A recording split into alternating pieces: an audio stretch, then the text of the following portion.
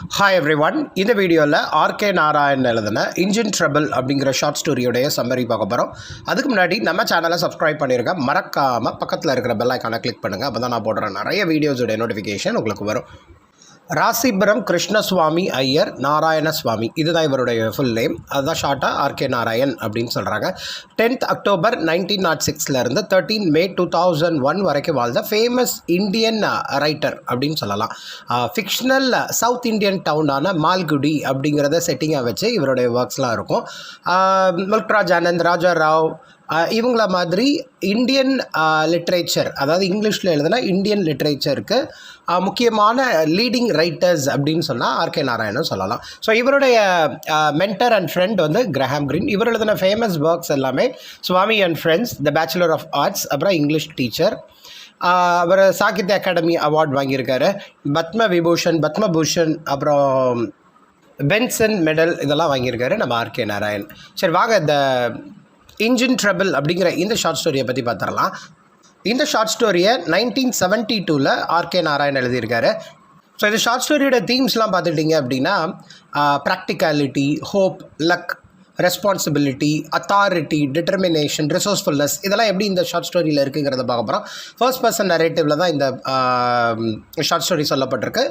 ஒரு ordinary down பர்சனுடைய story தான். ஒரு ஐரணி இதில் இருக்குது. ஸோ நம்மளுடைய நரேட்டருக்கு ஒரு லக்கு வந்து ஒரு 3 விதமான ஃபார்மில் வருது. எப்படின்னு பாருங்கள். ஒரு இன்ஜின், அப்புறம் ஒரு சுவாமிஜி வர்றாரு, அப்புறம் ஒரு எர்த் கேக் வருது. ஒரு ரொம்பவே இன்ட்ரெஸ்டிங்கான ஒரு ஹியூமரஸான ஸ்டோரி தாங்க இது. இன்ஜின் ட்ரபிள் அப்படிங்கிற இந்த ஷார்ட் ஸ்டோரி மேலோட்டமாக படிக்கும்போது ஒரு சைலண்ட் ரிவர் மாதிரி இருந்தாலும் அதை நம்ம அனலைஸ் பண்ணும்போது அதில் நிறைய காம்ப்ளெக்சிட்டிஸ் அதில் இருக்கிற மாதிரி உணரலாம். வாங்க அந்த ஷார்ட் ஸ்டோரியோடைய சம்மரியை பார்த்துருவோம். ஸோ இந்த ஷார்ட் ஸ்டோரி வந்து அன் அஸ்ட்ராலஜிஸ்ட் டே அப்படிங்கிற கலெக்ஷன்லேருந்து எடுக்கப்பட்டிருக்கு. ஒரு அந்த மால்குடி டேன்னு சொன்னேன் இல்லையா, அந்த மால்குடிங்கிற அந்த பிளேஸை தான் இவர் செட்டியாக வச்சு எழுதியிருப்பார். ஸோ அந்த பிளேஸில் உள்ள ஒரு பர்சன், அவருக்கு வந்து ஒரு லாட்ரி டிக்கெட் மூலியமாக ஒரு ரோடு இன்ஜினை வந்து அவர் வின் பண்ணுறாரு. இது வந்து ஒரு பெரிய எக்ஸிபிஷனில் ஒரு லாட்ரி டிக்கெட் அவர் எடுத்திருக்காரு. அதில் அவருக்கு வந்து பரிசு கிடச்சிருக்குன்னு வச்சுக்கோங்களேன். அதை பார்த்தோன்னே ரொம்ப ஹாப்பியாக அந்த மனுஷன் நினைக்கிறான், அப்பா நம்ம வாழ்க்கையிலே மிகப்பெரிய ஃபார்ச்சூன் அது கிடச்சிருச்சு அப்படின்னு நினைக்கிற அந்த நபருக்கு டே பை டே என்ன ப்ராப்ளம் அந்த இன்ஜின் கொண்டு வந்து கொடுக்குது அப்படின்னா, இது வந்து ஒரு தேவையே இல்லாத ஒரு பேர்டன் தான். உதாரணத்துக்கு ஸ்பேஸை ரொம்ப ஆக்கியூபை பண்ணிக்குது, இதை மூவ் பண்ணுறதுக்கே மணி தேவைப்படுது. ஸோ அந்த மாதிரி அவர் திங்க் பண்ணுறாரு. ஒரு நார்மல் மேனுக்கு ஒரு பெரிய எக்ஸிபிஷன் லாட்ரி டிக்கெட்டில் இந்த ரோடு இன்ஜின் வந்து ப்ரைஸாக கிடைக்கும்போது அவர் மேற்கொள்கிற ப்ராப்ளம்ஸ்லாம் என்ன அப்படிங்கிறத தான் இந்த ஷார்ட் ஸ்டோரியில் சொல்லியிருப்பார். அந்த லக்கி ட்ரா எப்படி அந்த பர்சனுக்கே அன்லக்கியாக அமையுது அப்படிங்கிற மாதிரி தான் இந்த ஸ்டோரி அமைச்சிருப்பார். ஸோ நான் இந்த ஷார்ட் ஸ்டோரியில் இருக்கிற அந்த நரேட்டர் வந்து ஒரு மிடில் கிளாஸ் மேன் தான். ஸோ அவருடைய லைஃப்பில் நிறைய ஸ்ட்ரகிள்ஸ் இருக்குது. ஒரு ஹையர் பொசிஷன் ரீச் ஆகணும் அப்படின்னு சொல்லி நினைக்கிறாரு. ஸோ இந்த ஷார்ட் ஸ்டோரியோடைய பிகினிங்கே ஒரு எக்ஸிபிஷனில் ஆரம்பிக்குது. இன்ஜின் ட்ரபிள் அப்படிங்கிற இந்த ஷார்ட் ஸ்டோரியை ஒரு எக்ஸிபிஷன் நடக்குது. அப்போது நம்ம இந்த நரேட்டர், அதாவது இந்த கதையினுடைய நாயகன் ப்ரொட்டகேட்டர் சொல்கிறோம் இல்லையா, அவர் வந்து ஒரு இன்ஜின் வின் பண்ணுறாரு. ஏன்னா இது கலெக்ஷன் ஆஃப் ஷார்ட் ஸ்டோரிஸ் தான். ஒவ்வொரு ஸ்டோரிஸ்க்கும் ஒரு கனெக்டிவிட்டி இருக்கிற மாதிரி தான் இது அமைஞ்சிருக்கும். ஏன்னா மால்குடியை தான் செட்டிங்காக வச்சு எழுதியிருக்காரு இல்லையா. ஸோ இதுக்கு ப்ரீவியஸாக உள்ள ஸ்டோரிஸும் அதே பிளேஸில் நடக்கிற இன்னொரு இன்சிடென்ட். பட் இதில் நம்ம பார்க்க போகிற இன்னொரு கேரக்டர் எப்படின்னா, ஒரு நார்மல் பர்சன் ஒரு ப்ரைஸ் வின் பண்ணுறாரு. பட் அந்த ப்ரைஸ், அந்த இன்ஜின் ப்ரைஸ், பெரிய இன்ஜின் வந்து அவருக்கு லாட்ரியில் கிடச்சிருதுங்க. அதுவே எப்படி மிகப்பெரிய ஹெட்டேக் அவருக்கு வருது அப்படிங்கிறது தான் கான்செப்டே. இப்போ அந்த ஃபேர் நடந்ததில் எக்ஸிபிஷன், அதில் வந்து அந்த ஷோமேன் வந்து மால்குடிக்கு வர்றாங்க. அவங்க வந்து அந்த பெரிய கெய்டி லேண்டில் ஒரு எக்ஸிபிஷன் மாதிரி போடுறாங்க. அது வந்து அந்த ஜிம்கானா கிரவுண்ட் அப்படின்னு சொல்கிறாங்க. அந்த ஜிம்கானா கிரவுண்ட் சொல்லலாம். நிறைய ஃபெஸ்டிவல்ஸ்க்காக, இப்போ ஒரு ஊரில் ஒரு திருவிழாலாம் நடக்குது அப்படின்னா அந்த கிரவுண்டை சுற்றி நிறைய ஃபெஸ்டிவிட்டிஸ் ரிலேட்டடான ஷாப்ஸ்லாம் போடுவாங்க இல்லையா. அந்த மாதிரி ஒரு பெரிய எக்ஸிபிஷன் நடக்குது. அந்த ஹோல் டவுனே அந்த ஷோவை பார்க்குறதுக்கு ரொம்ப ஆர்வம் காட்டுறாங்க. அந்த இடத்துல தான் நம்மளுடைய ப்ரொட்டகனிஸ்ட் வந்து அந்த ஷோவோடைய முடிவில் ஒரு ரோடு இன்ஜின், அந்த ரோடு போடுவாங்க இல்லையா, அந்த மிஷின் வந்து அவருக்கு கிடைக்கிது. அதையே வின் பண்ணிடுறாரு. உடனே எல்லாருமே ஆச்சரியப்படுறாங்க, எப்படி இவனுக்கு அது கிடச்சிருக்கு, பெரிய பரிசு இவனுக்கு கிடச்சிருக்கே அப்படின்னு சொல்லி அவங்க ஆச்சரியப்படுறாங்க. எல்லாருமே பொறாமையும் படுறாங்க சிலர். இவனுக்கு எப்படிப்பா அந்த பரிசு கிடச்சிது அப்படிங்கிற மாதிரி, இவ்வளோ பெரிய இன்ஜின் எப்படி இவனுக்கு பரிசாக கிடச்சிது அப்படின்னு நினைக்கிறாங்க.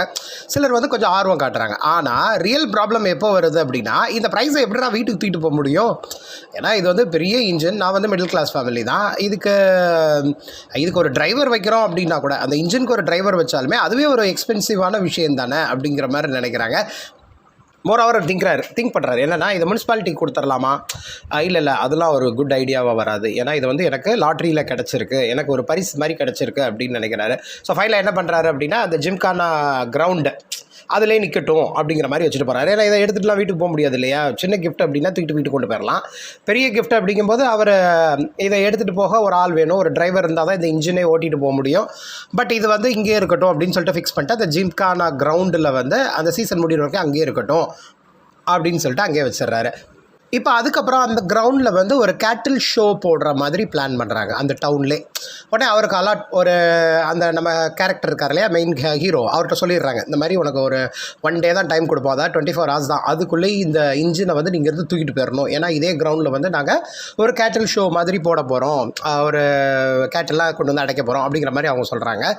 உடனே என்ன பண்ணுறாருன்னா, அவரால் அதை எடுத்துகிட்டே போக முடியல. உடனே என்ன பண்ணுறாரு அப்படின்னா, ஆஹா நம்ம தலையில் வந்து விழுந்துடுச்சா, இப்போ நம்ம தான் இதை பொறுப்பேற்று இதை கொண்டு போகணுமே அப்படின்னு சொல்லிட்டு என்ன பண்ணுறாருன்னா, கோயில் யானை, அந்த ஊரில் உள்ள அந்த மேல்குடியில் உள்ள ஒரு டெம்பிள் எலிஃபெண்ட், அப்புறம் ஒரு 50 கூலி ஆட்கள், இவங்களெல்லாம் கூட்டு வந்துட்டு அதை என்ன பண்ணுறாரு அப்படின்னா, தூக்கிட்டு போய் அவங்க வீட்டிலே நிப்பாட்ட முடியாது. ஏன்னா அவர் வந்து மிடில் கிளாஸ் ஃபேமிலி. ஸோ அதை நிப்பாட்டுறதுக்கே ஒரு பெரிய இடம் வேணும் இல்லையா? மிகப்பெரிய அந்த ரோட் ரோலர் மாதிரின்னு வச்சுக்கோங்களேன். அதுதாங்க அந்த இன்ஜின் அவருக்கு ப்ரைஸாக கிடச்சிருக்கு.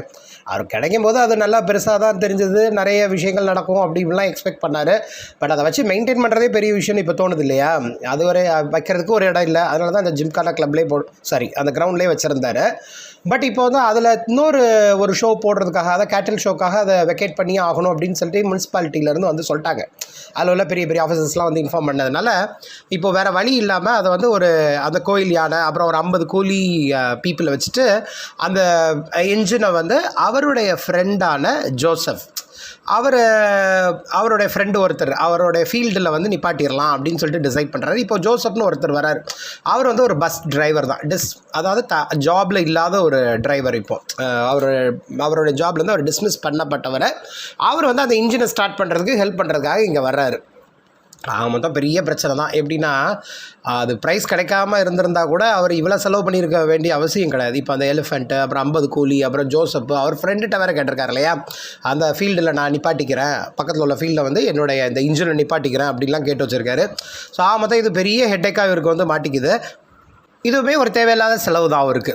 அவர் நினைக்கிறார், அப்பா ஏற்கனவே நான் கஷ்டத்தில் இருக்கிறேன், இதில் இந்த செலவு வேறையா அப்படின்னு சொல்லிட்டு ஃபீல் பண்ணிகிட்டு இருக்கும்போது, இப்போ அந்த மேல்குடிக்கு வந்து ஒரு சுவாமிஜி வர்றாரு. அவர் வந்து அந்த மேல்குடிக்கு வந்தவர் என்ன சொல்கிறாரு அப்படின்னா, நான் வந்து உங்களுக்கு சில வித்தைகள்லாம் செஞ்சு காட்ட போகிறேன். இப்போ ஒரு சுவாமிஜி வர்றாரு அப்படின்னா, அவர் வந்து அவருடைய புகழ் பாடுறதுக்காக சில விஷயங்கள்லாம் பண்ணுவார் இல்லையா? அவர் அந்த வில்லேஜுக்கு, இப்போ அந்த மேல்குடிக்கு வந்துட்டு அவர் என்ன எக்ஸ்பிளைன் பண்ணுறாரு அப்படின்னா, இங்கே இருக்கிற ஒரு ரோடு இன்ஜின், அதை வந்து என்னுடைய செஸ்ட்டில் ஏறுற மாதிரி நான் பண்ண போகிறேன், அந்த மாதிரி உங்களுக்கு ஒரு இது காட்ட போகிறேன், அந்தளவுக்கு என்னுடைய பவர் இருக்குது அப்படின்னு சொல்லிட்டு திங்க் பண்ணுறாங்க. பட் இதுக்கு வந்து முனிசிபாலிட்டிலாம் அரேஞ்ச் பண்ணலை. அவங்களுக்கு தெரியாமல் தான் இந்த ஒரு மிகப்பெரிய ஒரு வித்த மாதிரி ஒன்று நடக்க போகுதுன்னு வைங்களேன். இப்போ சுவாமிஜி வந்தார்னா அவங்க ஆசீர்வாதம் பண்ணுற பேரில் எதெல்லாமோ செய்வாங்க இல்லையா?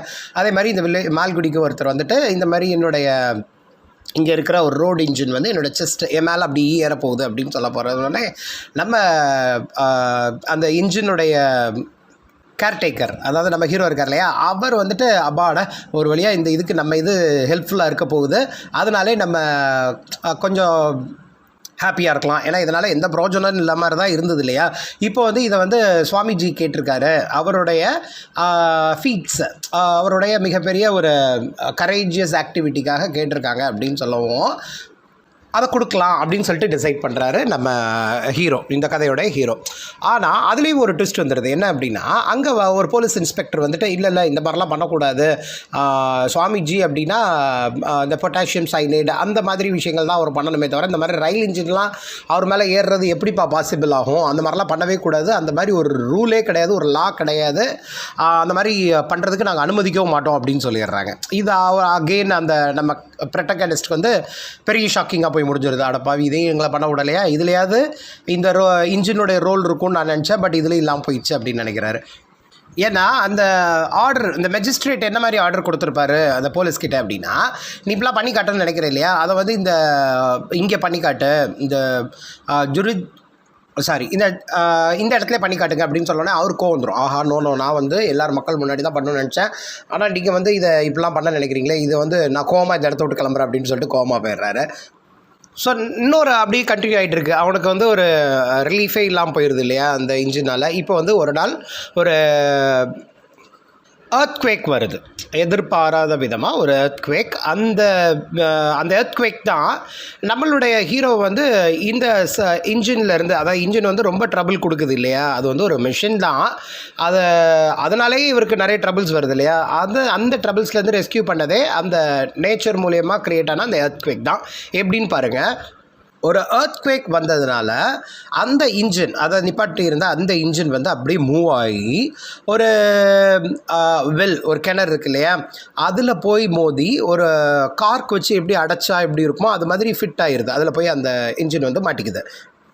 ஏன்னா இவருக்கு தெரியாது, இவர் வந்து நெக்ஸ்ட், ஏன்னா ஃபுல் இது வந்து எர்த்குவேக்கு அந்த நார்தர்ன் இந்தியா ஃபுல்லாகவே அஃபெக்ட் ஆகிற அளவுக்கு எர்த்குவேக்கு, அதனுடைய வைப்ரேஷன்லாம் அந்த டவுன்லேயே இருந்திருக்கு. ஸோ நெக்ஸ்ட் மார்னிங் இவர் எந்திரிச்சு பார்க்கும்போது அந்த இடத்துல இன்ஜின் இல்லை அப்படின்னு சொல்லிட்டு ஷாக்கிங்காக சுற்றி பார்க்கும்போது தான் தெரிய வருது, அந்த இன்ஜின் வந்து அந்த எர்த்குவேக்னால என்ன ஆயிடுச்சுன்னா ஒரு அன்யூஸ்டு வெல்லுன்னு வைங்களேன், அந்த தண்ணியே வந்து டர்ட்டியஸ்ட் வாட்டர், எர்த்லேயே ரொம்ப டர்ட்டியான வாட்டர் இருக்கிறது அந்த எர்த் தான். அதனால் முனிசிபாலிட்டி வந்து நிறைய முறை வந்து நோட்டீஸ் அனுப்பி ஒவ்வொரு வீக்குக்கு ஒரு தடவை நோட்டீஸ் அனுப்புவாங்களாம், இந்த கிணறு வந்து எப்படியாவது மூடுங்க அப்படின்னு சொல்லியிருப்பாங்க.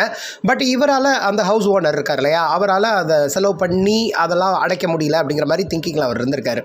பட் இப்போ என்ன ஆயிருக்கும் அப்படின்னா, அந்த இன்ஜின் இருக்கு இல்லையா, அது வந்து மூவ் ஆகி அந்த எர்த்குவேக்கில் மூவ் ஆகி அந்த வெல்ல வந்து அப்படி க்ளோஸ் ஆகிற அளவுக்கு ஒரு இப்போ ஒரு பாட்டில் இருக்குது அப்படின்னா ஒரு காக்கை வச்சு எப்படி மூடணும் அப்படின்னா அப்படி கம்ப்ளீட்டாக ஃபிட் ஆகிருக்கும் இல்லையா, அது மாதிரி அந்த வெல்லில் வந்து அந்த இன்ஜின் வந்து கரெக்டாக ஃபிட் ஆகிடுது. உடனே இவர் என்ன பண்ணிடுறாருன்னா ரொம்ப ஹாப்பி ஆகிடுறாரு. ஏன்னா இப்போ அந்த இன்ஜினுடைய ஓனர் அங்கே வரும்போது, ஐயோ ஒன்றும் பண்ணாதீங்க, அது அங்கேயே இருக்கட்டும், நீங்கள் யாரும் டச் பண்ண வேண்டாம், அந்த இன்ஜின் என்னென்ன எக்ஸ்பென்சஸ் என்னென்ன ப்ராப்ளம்ஸ்லாம் பண்ணிச்சோ அதெல்லாம் நான் ஏற்றுக்கிறேன், அதை மட்டும் ஒன்றும் எடுத்துடாதீங்க, ஆனால் அதை பே பண்ண ரெடியாக இருக்கேன் அப்படின்னு சொல்லிட்டு அந்த நபர் சொன்னார் இல்லையா, அந்த ஹவுஸ் ஓனர் சொன்னார் இல்லையா, இது வந்து நம்ம ஹீரோவுக்கு ரொம்பவே ஹாப்பியான ஒரு மொமெண்ட்டாக இருக்குது. அப்பாட ஒரு வழியாக இது வந்து எனக்கு நிம்மதி பெருமூச்சை விட வச்சிருச்சுப்பா இப்போ அப்படின்னு சொல்கிறாரு. ஸோ ரொம்பவே இன்ட்ரெஸ்டிங்காக இருக்குங்க இந்த ஷார்ட் ஸ்டோரி. ரீட் பண்ணிங்கன்னா செம ஃபன்னியாக இருக்கும். அதான் ரொம்ப ஹியூமரஸான ஷார்ட் ஸ்டோரி. அதை நரேட் பண்ண விதமாக இருக்கட்டும், கான்செப்ட் இது தான். ஒரு லக்கி ட்ரா மாதிரி, அல்லது ஒரு ஃபேரில் வந்து அவருக்கு இந்த இன்ஜின் வந்து அவருக்கு கிடச்சிருக்கு ப்ரைஸாக. பட் அதை வந்து எடுத்துகிட்டு போய் என்ஜாய் பண்ணவே நம்ம ஹீரோவால் முடியல, ஏன்னா அவரே ஒரு மிடில் கிளாஸ் ஃபேமிலியை சேர்ந்தவர் தான். பட் லேட்டரான அதை எப்படிலாம் யூஸ் பண்ணார், என்னென்ன சஃபரிங்ஸ்லாம் அது நமக்கு க்ரியேட் பண்ணுச்சு, அதனால் என்னென்ன ப்ராப்ளம்ஸ்லாம் வந்தது அப்படிங்கிற மாதிரிலாம் திங்க் பண்ணார்.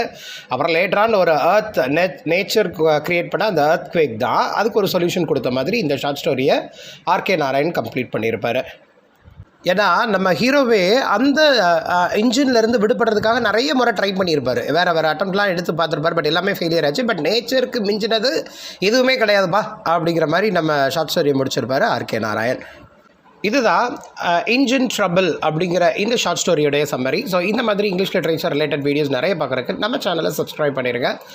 மறக்காமல் பக்கத்தில் இருக்கிற பெல் ஐக்கானை கிளிக் பண்ணுங்கள். அப்போ தான் நான் போடுறேன் நிறைய வீடியோஸோடைய நோட்டிஃபிகேஷன் உங்களுக்கு வரும். தேங்க்யூ.